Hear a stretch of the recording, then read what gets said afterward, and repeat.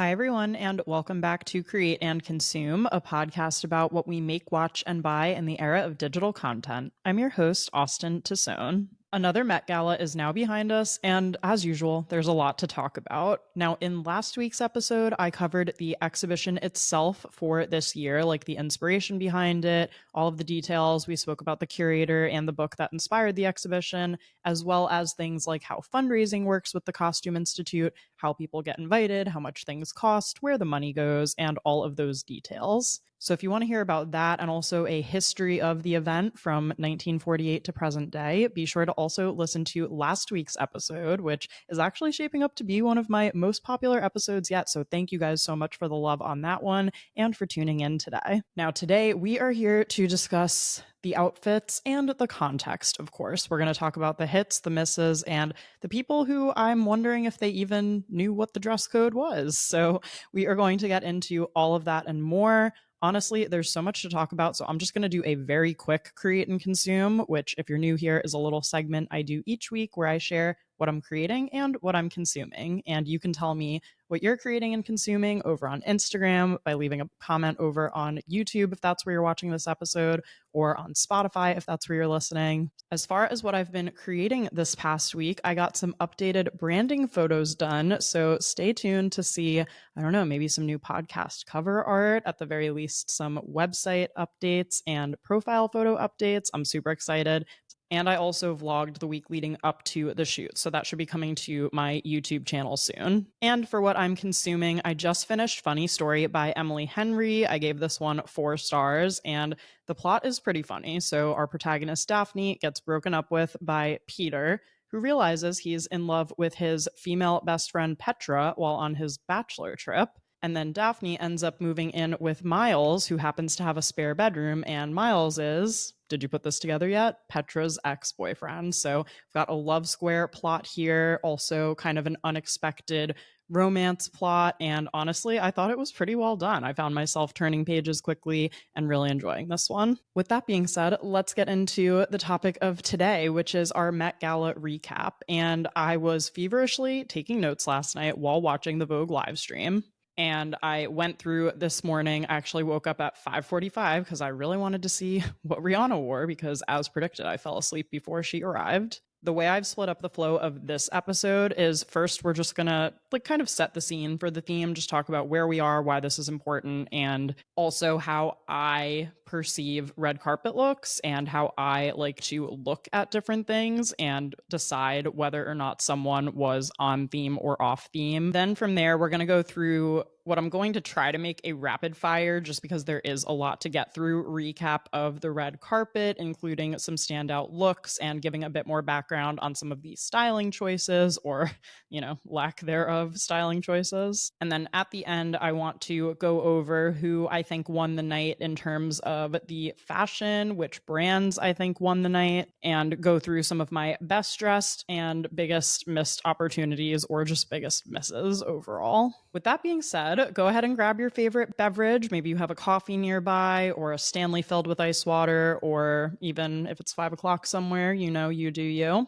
And let's discuss. Okay, now to set the scene once again, I did talk about this more in depth in the last episode, but this year's exhibition theme for what the Met Gala exhibition is going to entail and cover is called Superfine Tailoring Black Style. And let's be honest, this exhibition comes at a very interesting time in American history. Now, I saw in interviews that apparently Anna Wintour has had this particular exhibition in the works for a few years now. She and Andrew Bolton have been trying to diversify and improve the exhibitions that the Costume Institute puts on, especially with everything that's happened in the last 5 years. And when this exhibition theme was initially announced, it was last October, when, I don't know, things were just looking like maybe they could have gone in a different direction. But where I sitting here today with you, May 6th, 2025, things are, well, they could be a lot better. To start off, the Trump administration is currently trying to end crucial federal funding programs and targeting museums like the Smithsonian for having exhibitions related to race and gender, as well as the Kennedy Center. They are also currently working actively to remove research and protections for minority communities and women, even threatening to remove words like race, feminism, and transgender from government websites. However, I think the first Monday in May this year, if anything, this could not have come at a better time because it's a theme that does represent defiance and identity, especially in uncertain times. And I also want to point out that this year's Met Gala broke records for their fundraising, raising over $31 million for the Costume Institute. I believe that's up about $7 million from last year's Sleeping Beauty exhibition. Okay, now when it comes to how I look at and evaluate red carpet Met Gala looks, first, I just want to say some credentials from my end of what I think qualifies me to have an opinion on this, a little different than everyone else who has an opinion on this all over the internet. Number one, I was an art history major. I got my Bachelor of Arts degree in art history from Barnard College, which also happens to be where Professor Miller teaches. Professor Miller's book inspired this year's exhibition. And I am also a former magazine editor. I have been an editor at Nylon and Interview in the past. I have some podcast episodes where I talk about my career in editorial that I can link in the show notes if you're interested. And I have also covered the Met Gala for publications in my career as a freelance writer, namely Insider, a couple of years ago. For me, judging Met Gala looks kind of boils down to mainly two things. Number one, how on theme are you? And number two, how well executed is the vision for the look? Again, the theme for the exhibition this year, Superfine Tailoring Black Style, inspired by Black dandyism. Now, the dress code was tailored for you, which is a bit more broad. However, I personally feel like, especially in this case, to just look at the dress code and ignore the theme is not really the best course of action or the best way to approach this particular Met Gala. And I will just say right now, there are a couple of celebrities who did that. And then I also am someone who, in the past, I typically have done a lot of videos the night of the Met Gala. And sometimes I need a little bit more context. I need to do a bit more research to understand what was the inspiration behind a certain look, because some looks you might see when they walk out onto the red carpet and go, that's not on theme at all. And then when you hear the inspiration behind the look and how it came together, you start to realize why it's extremely on theme, even though it's not as obvious. So that's kind of a question that we'll talk about with a couple of key looks today too. And then I also think with the Met Gala, there's more of a question of, are you more on the colorful avant-garde side of fashion, or are you on the more muted, pared back side of fashion? Because there is room for both in haute couture and, all of the custom looks that these fashion houses create for an event like the Met Gala. And in this case, I think some people went the more muted route because they didn't want to overstep.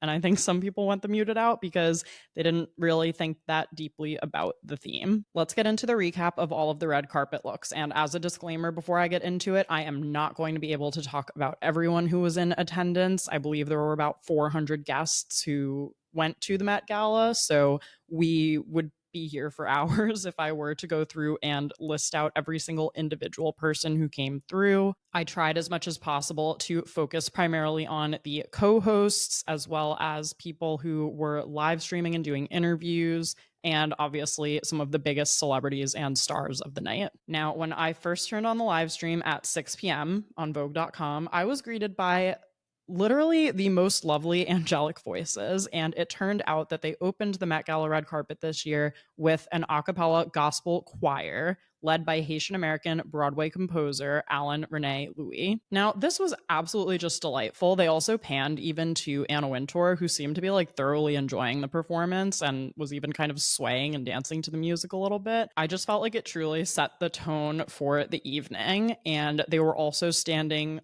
kind of staggered on the Met steps. I never thought I would really get to see a Glee Club kind of moment at the Met Gala, but I absolutely loved this. Also, very quickly to mention the carpet. See, this is why I can't do everyone, because I already have a tangent and we've barely scratched the surface, but I do want to talk about the carpet, which usually I hate the Met Gala carpets, and I actually did not hate this year's. I did still find it a little bit busy. It always makes it somewhat tricky to actually see and photograph the looks depending on how intricate the carpet gets. But I found this one to be very springy, very light and airy. And I think that just in the spirit of it was kind of a good contrast to the more structured looks that we saw throughout the evening. At first I saw it and I was like, oh my God, they did the carpet in dandelions, which makes sense because we're celebrating the dandy. And then I was like, wait, these are not dandelions, these are daffodils.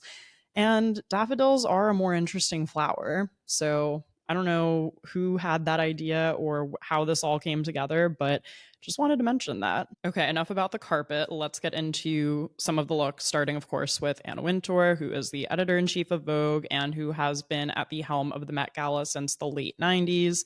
Anna was wearing Virgil Abloh for Louis Vuitton. So this is an archival piece. We unfortunately lost Virgil Abloh, which is obviously a big loss in the fashion community. And she said to Lala Anthony, who was hosting the Vogue live stream for the 4th year in a row, I believe, she said, I'm inspired by seeing how much this theme means to the Black community. It's about confidence and joy and liberation. I'm so looking forward to hearing what others have to say. Men's fashion has become even more fearless and fun, and Andrew and Monica, those are the curators of the exhibition, will show that in the show. And she also even gave a shout out to legendary Vogue editor Andre Leon Talley, who unfortunately passed in 2022, who was arguably one of the most recognizable modern dandy dressers in fashion. And there are some pieces of Andre Leon Talley's in the exhibition, including his Louis Vuitton luggage that he had monogrammed, which I personally am really excited to see. That's probably like one of the items I'm most interested to see when I go to see the exhibition in person. And Anna, of course, has had some imperfect moments in the past along the way, but I thought that what she said seemed to fit the occasion. Moving on to Pharrell Williams, who is one of the co-chairs of the event this year, he said to Lala, I'm honored that while having the appointment at Louis Vuitton for Anna to ask me to be a part of this after my first show,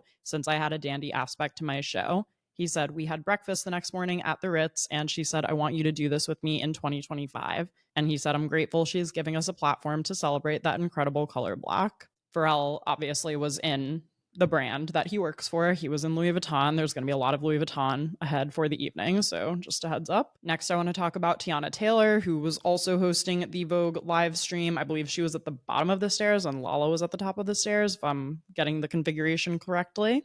So she collaborated with Marc Jacobs and also costume designer Ruth E. Carter, who has worked on films with people like Spike Lee and John Singleton, clearly a very recognizable figure in both film and fashion. I saw someone on Threads say that Tiana set the tone for the night, and I couldn't agree more. There's honestly so much detail in this look. It probably deserves its own separate discussion, but I'm just here to say that that was definitely one of my favorites of the night. Coleman Domingo, who was also a co-host for this year's event, he spoke at the press preview the morning of. I didn't get too much about what he said during the press preview, but he dressed in Valentino for this year's Met Gala. So his first look, he came out in a cape with kind of this like bejeweled collar. Again, really incredible. Would love to like get into more of the details separately. And about his cape, he said, it gives you choir, it gives you king, and that he was also hoping in part to pay tribute again to Andre Leon Talley. And then he also changed into a second look, also by Valentino, which was a really fun black and white tailored look. There was a lot of black and white on this red carpet, maybe even more so than the Karl Lagerfeld show, if that's possible. But this was one of the black and white looks that felt very fun and very on theme. Simone Biles stopped by the Vogue live stream to chat with them as well. She said that getting ready for the Met Gala is just as stressful, if not more so stressful, than preparing for the Olympics. My notes got a little jumbled here, so I don't have the exact quote, but essentially she was saying with the Olympics, you have your whole life to prepare. The Met Gala is one night, so it's a little more like nerve-wracking and intimidating. I cannot relate to those two personal experiences, but I think the closest thing I can relate to with that is our wedding, which, yeah, you only have one day to like get it all right and check off all the boxes. So I kind of understand what she means. Okay, so now her outfit. I absolutely love that she went with a color. Not a lot of people were doing that. At the end of the day, this was not my personal favorite silhouette. I do think it was very on theme. I think it worked. And honestly, a couple of small tweaks I think could have really made this work for me. And I absolutely loved her glam. I really need to know who did her hair. And honestly, that was probably the standout part of what tied the whole look together for me. Oh my God, you guys, Diana Ross, this was her first time attending in 20 years. She was wearing Nigerian designer Ugo Mosey, and she had an 18-foot train behind her that apparently had the names of all of her children and grandchildren embroidered into it. I absolutely love that Diana Ross had this moment here, and she also came with her son, and then her daughter Tracy. We'll get to her a little later because she arrived separately. Okay, Jennie from Blackpink. I don't know too much about Blackpink other than that they're a band, but oh my God, she, again, I had my jaw on the floor. And when I found out she was wearing Chanel, I was like, what? Chanel? Oh my God. And I was like, wait, are we about to see a slew of really good looks from Chanel? And you guys, I was not wrong. We'll get to more of them. But I just absolutely loved everything about this. She basically had this tailored black jumpsuit on inside with this overskirt. It was a full off the shoulder top. And then she had a hat.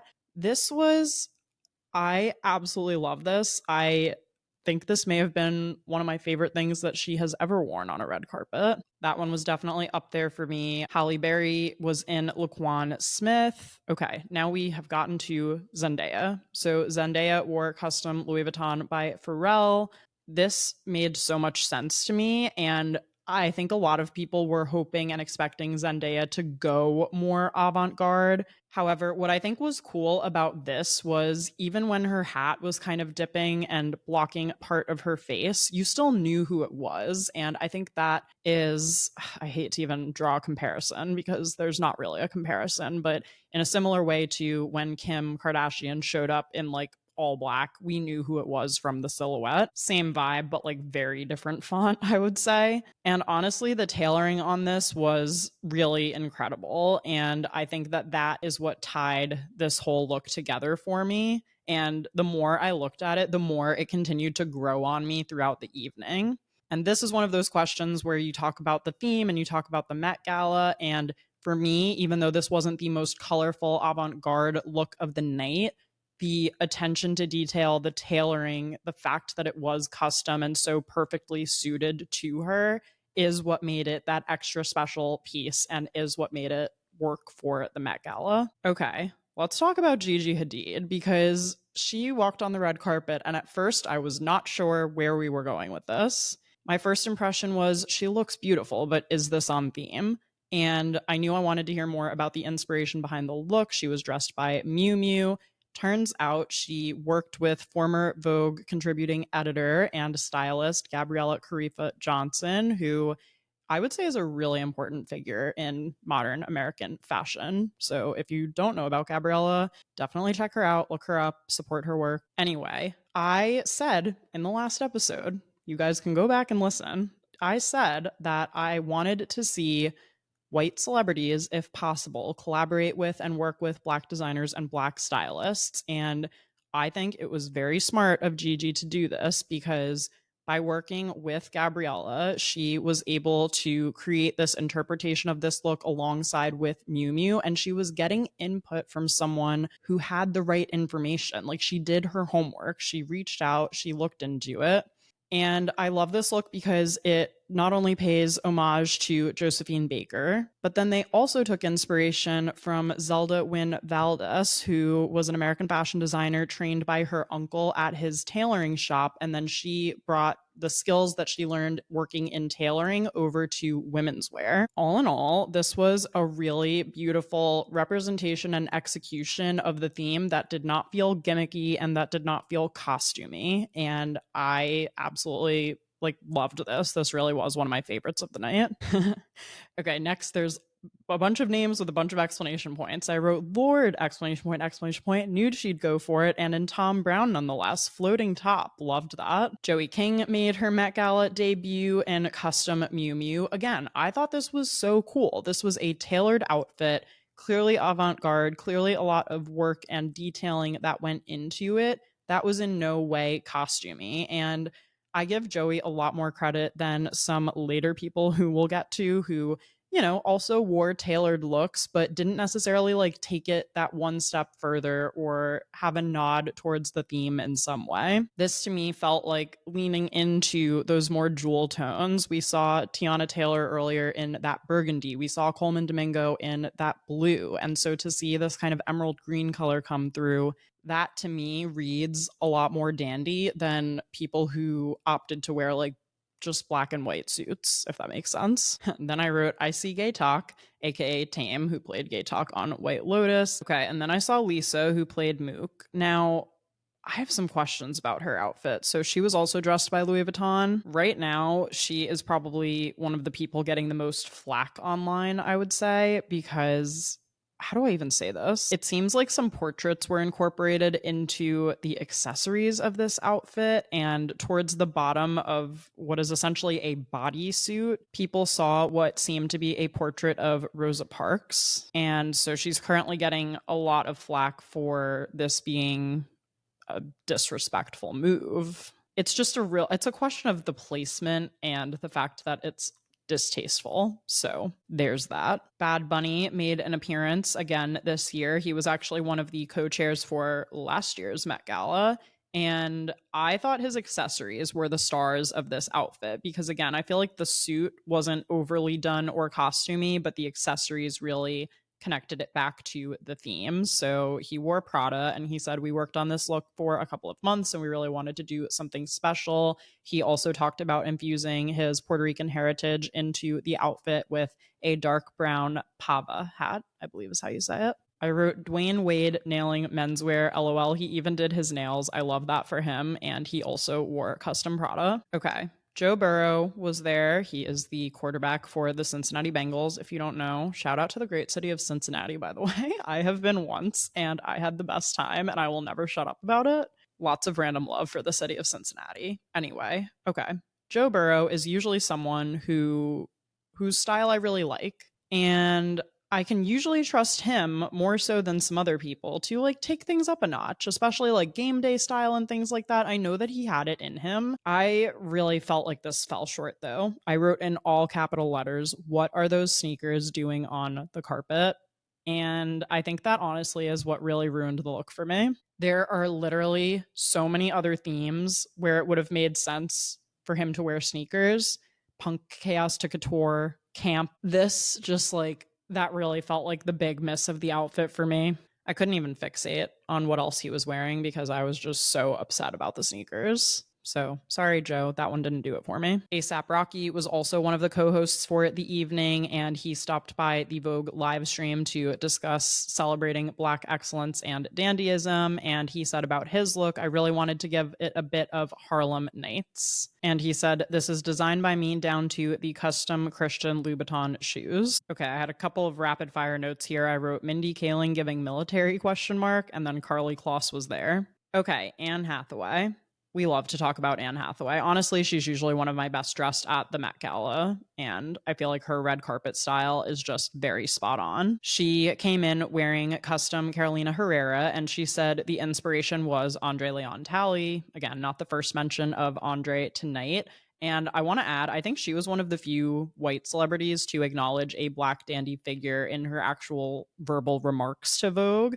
My friend Emmy on Threads said last night, am I the only one disappointed in the lack of referencing to the theme of Black dandyism during these interviews? And I don't disagree with her. We'll get to another celebrity who kind of skirted this question later. So ATL was a close friend and longtime supporter of Carolina Herrera. So I thought this was a really nice tie-in. And Carolina said in an interview with Elle Magazine, I think what he was so brilliant at was mixing the discipline with the flamboyance, the tailoring with the drama and exuberance. And so for Anne, it's a really clean silhouette. It's inspired by that juxtaposition between the tailored and the soft, the dramatic and the disciplined. In my eyes, this was a successful execution of honoring the theme without crossing the line into being too costumey. Okay, now I just wrote in all Explanation points. Lupita, one of the best of the night, and in Chanel, oh my god. And then right after that, Dua Lipa, gorgeous in Chanel, and with Kiss Curls, flapper-esque homage, but not super tailored. Again, for me, Dua Lipa looked gorgeous, but was not as much on theme as she could have been. On a side note, again, all three of these Chanel pieces on Jenny, on Lupita, and Dua Lipa, I am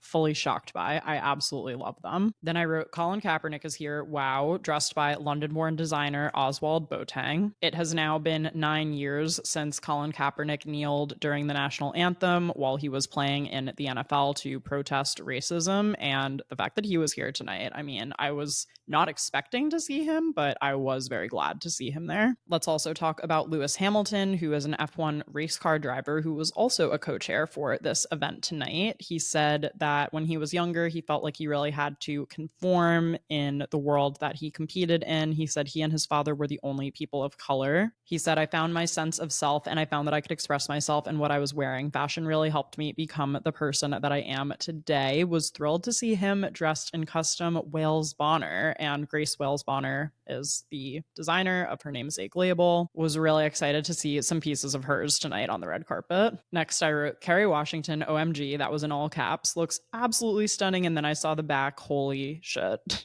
so good. And she wore Jonathan Simkai. Then I saw Walton Goggins. He and Kerry Washington also like hugged each other. I am so disconnected from certain celebrity relationships where I'm like, how do you guys even know each other? Like, when would you have met? Or maybe they didn't meet and they were just excited to meet each other. I genuinely have no idea. Walton Goggins, honestly, I respect that he goes for it fashion-wise. I feel like he's been going for it on the White Lotus press tour, and I appreciate that he went for it tonight. He was in custom Tom Brown. Megan Thee Stallion, dressed by Michael Kors. I don't think I saw this coming. I mean, I loved her hair though. There is a whole video that I watched on Instagram about how her hair is inspired by Josephine Baker once again. So I think that the hair and the makeup was probably my favorite part of this look. I think Doechii was probably one of the most anticipated guests for the event this year, especially just coming off of her Grammy win for Best Rap Album of the Year. She came in with custom Louis Vuitton by Pharrell, and she kind of described the aesthetic as student of hip hop, and I saw that for her. I loved this. It felt so her, but it also felt so on theme. And she had one of my favorite beauty looks of the night, which included a monogrammed Louis Vuitton logo on her cheek. I've never seen something like that before, and I really, really liked it. Sabrina Carpenter arrived next, also in custom Louis Vuitton. I said it's giving circus queen. I don't know if that's quite what I meant. I think I meant it's giving like ringleader energy. She said that she worked with Pharrell on this look, and he said to her, "You're quite short, so no pants for you." LOL. I shared that on Threads, and that currently has over 1,000 likes. So thank you to all of you who were engaging with my live threading from this year's Met Gala. Everyone seemed to get a giggle out of that. Again, like outfit wise, is this my favorite outfit of all time? No, but do I think this was a great interpretation of the theme for her specifically? And do I think the fit was there and the colors and that it all worked? Yes, I do. Suki Waterhouse, I wrote kind of boring. Then I wrote Emma Chamberlain's second outfit, question mark, question mark. I kind of missed her first outfit as well. Emma Chamberlain is usually either a big hit or a big miss for me. Last year it was a big hit.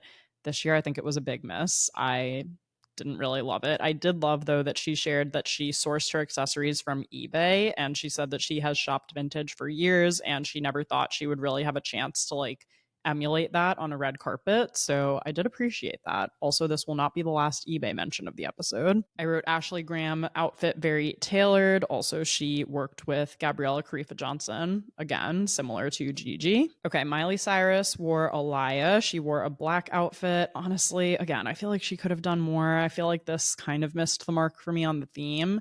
And she also kind of danced around Lala's question on the Vogue live stream. So Lala asked her, when you hear a theme like this, how do you go into interpreting and your inspiration for it? And her answer was, well, I just look forward to who I'm going to see and who I'm going to sit with and see everyone's interpretation. This year, it's really celebrating identity and uniqueness and challenging what's expected of you. I guess that's an answer, but again, it's still kind of dancing around the topic a little bit. I wish she had said one other thing that tied back to the theme of the exhibition. At some point, Andrew came back from his run and plopped down next to me while I was watching this live stream, and he said, "Hey, that's Noah Lyles." So I wrote, "Andrew recognizes Noah Lyles, definitely on theme." So Noah Lyles was there, also Gabby Thomas. It's cool to see them there on like a non-Olympic year. Obviously, I think given the theme, it makes sense that they were there. Then I said, "Did I just see Tracy Ellis Ross run by in the pantsuit of my dreams? Question mark, question mark." Then I saw Cynthia Erivo. I said, "Oh my God, love her jacket." She was wearing custom Givenchy. Jeremy Allen White showed up. I wrote, "Very tailored, but kind of boring given the theme. Sorry." Patrick Schwarzenegger was in custom Balmain. I appreciated that he was not just wearing like a plain black suit. I feel like he's a little more experimental with his style than I would expect someone like him to be. And then he also came in with Amy Lou Wood. I wrote, "I love her shoes." Okay, I loved seeing Cole Escola and Christopher John Rogers, and he is an actor. He is a Tony Award nominee as of right now, and he was one of the few white men to really like lean into color and an aesthetic. And again, it was not necessarily like a specific Black Dandy reference, but it was color, it was tailoring, and it was in the spirit of the theme. Okay, I came back to Tracy Ellis Ross. She said that she was going for animated joy and artistry. She was wearing custom Marc Jacobs, and Stephen Jones, the hat designer, made her hat for the evening. And she said to Vogue, "I feel like I'm naturally a dandy and I don't live by anyone else's definition of me." And I loved that. Okay, Demi Moore. I'm going to say it, and I know I'm going to get some disagreement, but this was a rare Tom Brown miss for me. I heard the inspiration was that she herself was supposed to be a necktie. I think that's an incredible idea. I just did not love the execution. I mean, I think she herself looked stunning. It clearly fit her, and I got what they were going for, but I feel like there could have been something just slightly different done here. And I can't even tell you or verbalize what I wish it was, but at the end of the day, this was just not my favorite. Nick Jonas came in wearing Bianca Saunders, who is a Black designer. And then Priyanka was in custom Balmain, and she told Vogue that she always looks forward to see people's interpretations of the theme. Lana Del Rey came in. I absolutely loved her look for Sleeping Beauties. Understandably, I think she was a bit more pared back this year. I wrote, "Lana, simple and tailored. Love her hair. Not her best or her worst for me." Arrived in Valentino with Alessandro Michel, who has dressed Lana quite a bit over the years. Doja Cat came in custom Marc Jacobs. She said, "I just wanted to feel like the madam," and I feel like he brought that. He's the master of exaggerated shoes, and that she's been heavily inspired by the 80s lately. And then Marc Jacobs, when asked about how he goes about dressing people, he says, "The Met is always tough, but our goal is always to please who we're dressing." Sophia Richie came in. I wrote, "Beautiful, but is it on theme? Question mark. Looks like what she does a lot with her hair pulled back and high neck." This was custom Tommy Hilfiger, and again, it was not gorgeous. It's just I would not be able to differentiate this from any other red carpet event that she would attend. We got to hear from Professor Miller on the Vogue live stream too. So Professor Monica L. Miller, her book Slaves to Fashion was the inspiration for the theme of this year's exhibition, and she served as the co-curator of the exhibition alongside Andrew Bolton, who is the head of the Costume Institute. And Lala Anthony asked her, "How does it feel to have the Met Gala theme inspired by her book?" And she said, "It feels extraordinary, surreal, and really fantastic. I never anticipated this when I wrote the book, and I really didn't even imagine it when I got the call." She said, "I'm delighted and curious and inspired." Let this be a reminder to you guys, by the way, that you never know when someone is going to stumble upon a work of yours or be touched by it or call you about it. Professor Miller wrote this book in 2009, and here we are over 15 years later, and her book is the inspiration for the Met Gala theme. So just a reminder to keep creating because you never know who might be watching. Okay, Damson Idris, very fun red carpet transformation moment, also in custom Tommy Hilfiger here, and he went from wearing an F1 racer uniform to wearing a very tailored deep red suit underneath, and this was also kind of a promotion for his upcoming movie, which I thought was cool. American designer Dapper Dan was also present, and I got to meet him briefly back in 2018 when I worked for Interview Magazine. We actually did a whole photo shoot up at his Harlem atelier, and it was really cool to get to see all of that in person at the time, and I absolutely love that he was here tonight. I think he is an incredibly important figure in menswear and in fashion history in general. And he said, "This is the most important moment for my career right now. I had to come here and represent the culture. I'm wearing a zoot suit that personified the Harlem Renaissance. Everything I'm trying to say today is, how do we bring the culture up?" Then I must have gotten lost on something somewhere on Threads, because then I heard Andrew say, "Hey, look, it's our quarterback." And I genuinely forgot for a minute that Russell Wilson had signed with the Giants. This was Russell Wilson's first Met Gala, but I think Sierra has attended a couple of times previously. And I think he was invited because he signed with the Giants, like to kick off his New York era. So I couldn't find who did his outfit anywhere, by the way, also. And I checked a couple of places. Again, there's so many people to get through here. I couldn't spend forever digging around for it. But I did want to say that Sierra was wearing Laquan Smith, and she looked beautiful. Speaking of quarterbacks, then Jalen Hurts arrived. And I just want to be very clear, as a Giants fan, I'm not a Philadelphia Eagles fan.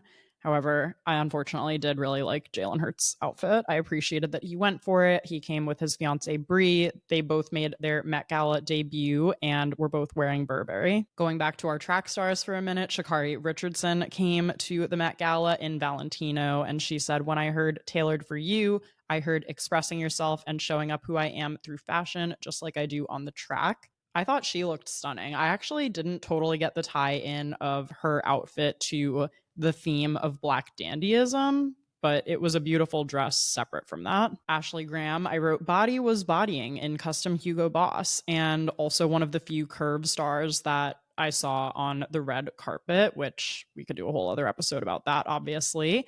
And this outfit was also styled by Gabriella Carifa Johnson. I wrote, "Oh, look, there's Usher," and then his wife Jen wearing Sergio Hudson, which we love to see. Then I wrote, "Reggae Jean Page brought the color." So he wore Italian brand Brioni, and he said that Marvin Gaye and Jimi Hendrix were on his mood board when he was designing his look. And in an interview with GQ magazine, he said, "I think there's a demand for boldness when we talk about dandyism. I think there is a demand for narrative." One of the few guys who really leaned into color, so I definitely give him credit for that. Then I wrote Keke Palmer, Palmer in all capital letters, and then I said, "Oh, I miss when she used to do these red carpet interviews too." Keke wore custom Vera Wang inspired by Dorothy Dandridge, and she said she wanted to inhabit the tailoring but also Black culture and honor Dorothy and all of the doors that she opened for us with fashion and beauty. Then I wrote, "Oh, look, there's Lizzo. Is that Christian Siriano?" And then I later confirmed that it was. Shakira, for me, was someone who just like skipped the dress code entirely. I wrote, "Rachel Brosnahan, always gorgeous, sculpted hair. Overall, not my favorite styling, though." Okay, Law Roach attending the Met Gala alone for the first time. He has previously attended with Zendaya and is known for styling her. This year, he was invited in with Burberry, and he said his accessories were sourced on eBay. And he said, "I feel like tonight's going to be like a family reunion. There's a lot of kinship here." Okay, next I wrote, "Red underwear outfit, question mark, question mark. This is horrible, LOL." And I had no idea who this was. I had to look it up. And this was model Amelia Gray wearing Valentino. Also, apparently wearing a do-rag. God, there's just so much about this that was a miss for me. So, okay, let's move on right along. And then I wrote, this was a timestamp. I don't know why I included a timestamp here, but I said 8:38. We've got our first Kardashian, LOL. So Kendall Jenner and Hailey Bieber arrived together. Okay, let's discuss. I'm going to separate them for a minute because I think a lot of people have been talking about them together and saying that they didn't try and that they were kind of basic. I want to separate them for a minute. Clearly, you can tell that they did not want to be overly costumey, and that if there were ever a year to play it safe for them, it would probably be this one.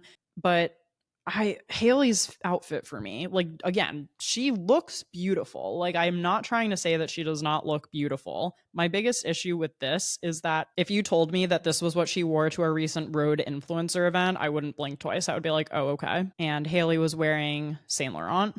Okay, Kendall, on the other hand, I have to say, you guys, Kendall is really the main Kardashian Jenner that I can personally tolerate, especially at the Met Gala. Again, upon first glance, does this feel connected to the theme, maybe a little bit, but when we dig a little deeper, I think she gets points for wearing a black designer. She wore designer Tori Cheju, and she was also styled by Gabriella Karifa Johnson. And as far as Kendall Jenner goes, this is in line with how she usually dresses, I would say, for red carpet events. So again, in terms of whether or not she was on the theme, is she the most avant-garde, incorporating colors and accessories and all of those elements from Black dandyism? No, not really. But did she, again, at least do her homework a little along the same lines as Gigi Hadid, in the sense that she worked with a black stylist, she wore a black designer? I think as far as Kardashians go, that's pretty good. As far as the other Kar Jenners in attendance, Kim wore custom chrome hearts. The styling for this was not me. The fit of the back was not right. And for some reason, it was reading weirdly Western for me, even though I saw she mentioned somewhere her inspiration was Lenny Kravitz. And then Kylie Jenner did arrive in Ferragamo with designer Maximilian Davis. And again, this outfit to me, like, it's not her best, it's not her worst. It fit her, it was beautiful, it was tailored, but it was still very gray and pared back given the theme and what could have been. Then I wrote, I see Eva Chen and Dark Lord Adam.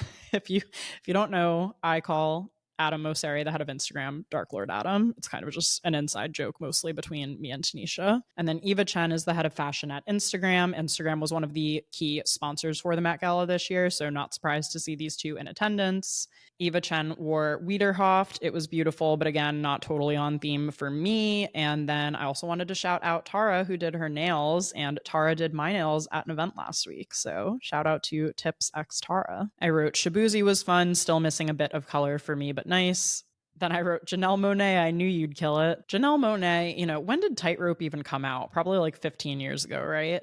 I always look forward to seeing Janelle Monáe at the Met Gala. Like, she always follows the assignment, but makes it her own. I said, I love the transformation. OMG, Tom Brown for the win. And then someone on Threads said, oh, look, it's dandyism with a dash of Dolly. And I was like, that is so spot on. I love that. Issa Rae also came dressed in Oswald Boateng, same as Colin Kaepernick. Then I wrote Anda Sawe. I hope I'm saying her name correctly. I do not know who this is. Dressed exactly like Zendaya. How did Anna let this happen? If anything, actually, you guys, this outfit made me appreciate Zendaya's look even more, because I do think the tailoring was more clearly executed on Zendaya's look. Andre 3000 came in with a literal piano strapped to his back. I said this also would have been good at the camp red carpet. Jaden Smith, I did not see him on the runway, but it makes perfect sense that he was there. He came in Tom Brown as well.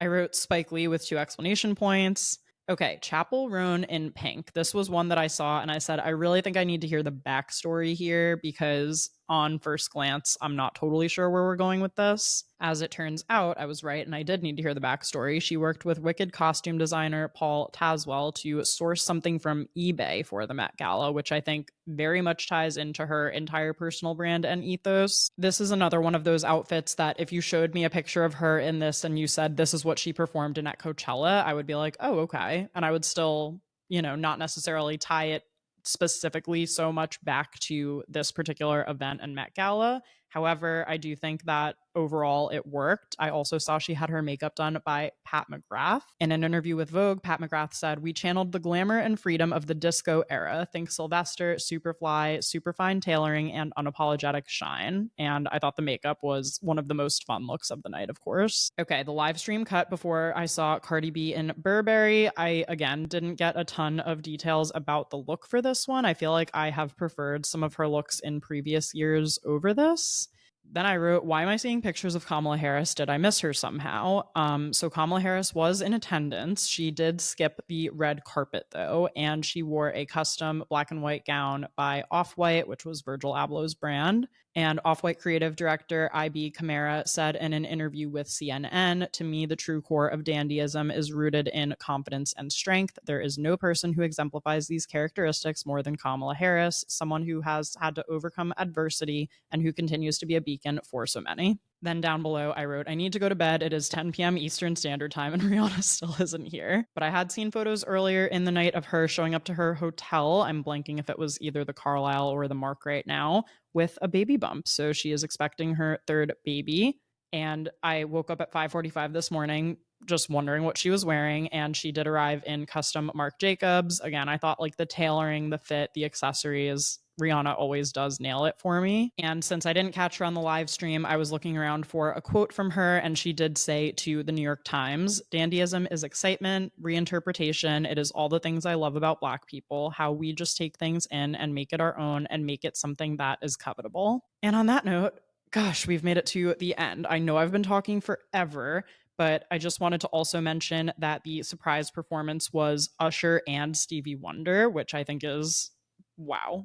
I would have loved to be in the room for that, honestly. I could maybe at a later time go through and really pull out a handful of trends, but I just wanted to say two that stood out to me from this evening were the kiss curls slash more stylized hair. And a kiss curl is kind of where it's a super structured curl, basically like plastered against your forehead or even down your cheek area. We saw that really intense stylized hair look on Dua Lipa, Simone Biles, Sydney Sweeney, and Tiana Taylor, to name a few. And then also kind of the no pants look. So Sabrina Carpenter, Cynthia Erivo, Doja Cat, and also Lisa. In my opinion, generally speaking, there were a few brands that kind of won the night for me. Thom Browne being one of them, dressing Angel Reese, Zoe Saldana, Mona Patel, Jaden Smith, and Lorde. Wales Bonner dressing Lewis Hamilton, FKA Twigs, Tyler Mitchell, and Jeff Goldblum. I'm sorry, I even forgot to mention Jeff Goldblum. He was there looking very wizard-esque. I would also say eBay was a winner of the night. I mean, to have Emma Chamberlain and Jeremy Pope cite eBay as where they sourced accessories from, and also Chapel Roan sourced her whole outfit from eBay. Also Louis Vuitton, so that's like the Pharrell, Sabrina, Zendaya, Doechii crew, and also Chanel. Again, I maybe not specifically fitting perfectly into the theme, but just for overall looks and people who I thought looked